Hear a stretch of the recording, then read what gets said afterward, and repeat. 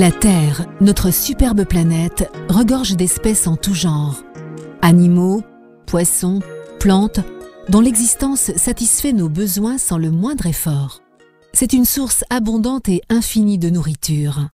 Mais en est-on bien sûr? Au cours des 20 prochaines années, 2 milliards de personnes viendront grossir les rangs de la population mondiale qui atteindra 8,3 milliards d'êtres humains en 2030. Et pour nourrir toutes ces bouches, nous devons produire davantage de nourriture. Nous ne connaissons pas les conditions qui régneront sur Terre ces prochaines décennies, mais nous savons d'ores et déjà qu'elles risquent d'être difficiles. Les disponibilités alimentaires souffriront des changements climatiques et de la montée du niveau des océans.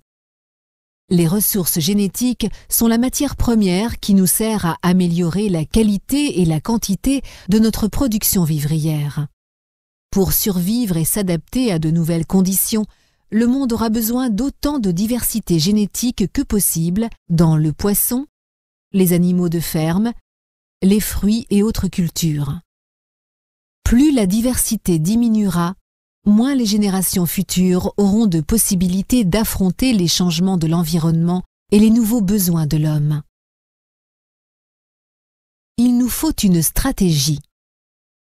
Au fil des siècles, nous avons utilisé des milliers d'espèces pour l'alimentation et l'agriculture, mais aujourd'hui on ne cultive plus qu'environ 150 essences végétales. 70% de notre nourriture vient désormais d'une douzaine d'espèces végétales et de 5 espèces animales seulement. Pour d'importantes cultures, la production est devenue beaucoup plus vulnérable avec la perte de diversité au sein des espèces. La perte de diversité génétique animale est tout aussi grave. 7000 races animales sont répertoriées dans la banque de données de la FAO, l'Organisation des Nations Unies pour l'alimentation et l'agriculture, mais près de 200 d'entre elles ont disparu au cours des 15 dernières années. Et depuis 2002, on déplore la disparition d'au moins 60 races de bovins, caprins, porcins, équins et volailles. Soit en moyenne une race par mois. De nombreuses pêches de capture sont aujourd'hui surexploitées, mais l'aquaculture progresse rapidement et a besoin d'un accès aux ressources génétiques piscicoles.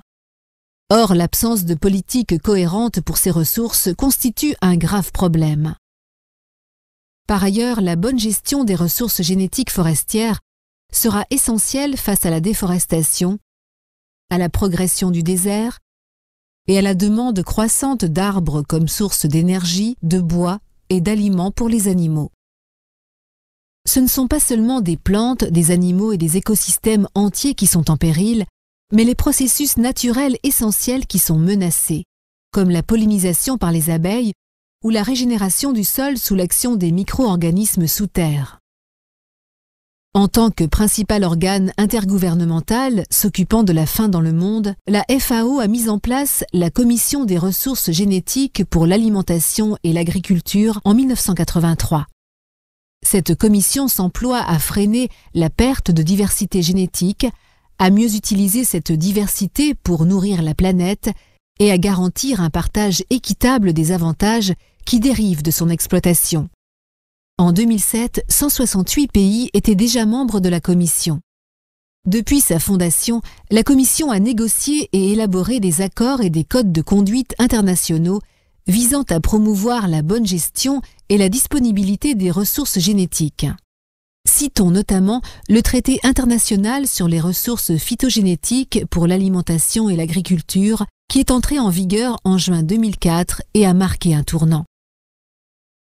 La Commission s'est d'abord concentrée sur la diversité phytogénétique, mais au milieu des années 90, les États membres ont étendu ces responsabilités à tous les aspects de la biodiversité pour l'alimentation et l'agriculture. Pourquoi donc ? Pour la bonne raison que le but à atteindre est un système alimentaire mondial qui fonctionne. Un système qui soit nutritionnellement varié. Un système qui soit durable pour les générations futures.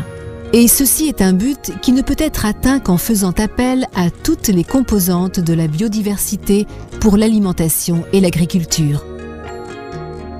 En juin 2007, la Commission a lancé une stratégie visionnaire pour la gestion cohérente de la biodiversité alimentaire de la planète.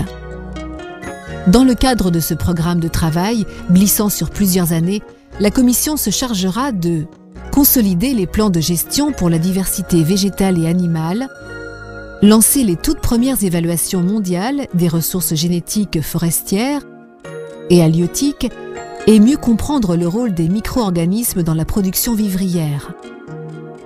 Renforcer le code de conduite de la FAO pour une pêche responsable afin de mieux utiliser la diversité génétique aquatique. Promouvoir une approche basée sur l'écosystème pour la gestion des ressources génétiques. Élaborer des systèmes d'information afin de suivre les tendances, les modifications et les menaces pesant sur la diversité génétique. Négocier de nouvelles politiques pour préserver nos ressources génétiques alimentaires et en partager équitablement les bénéfices. La stratégie intégrée de la Commission visant à conserver et accroître l'accès aux ressources génétiques devrait être un atout pour toute l'humanité et en particulier pour les agriculteurs du monde en développement. Les chercheurs des secteurs publics et privés auront accès à une vaste gamme de diversité génétique. À long terme, de moins en moins de gens souffriront de faim chronique. Et des aliments plus variés et de meilleure qualité seront disponibles sur le marché. La nourriture sera produite dans une optique plus durable. Et les générations futures auront les ressources nécessaires pour affronter l'inconnu.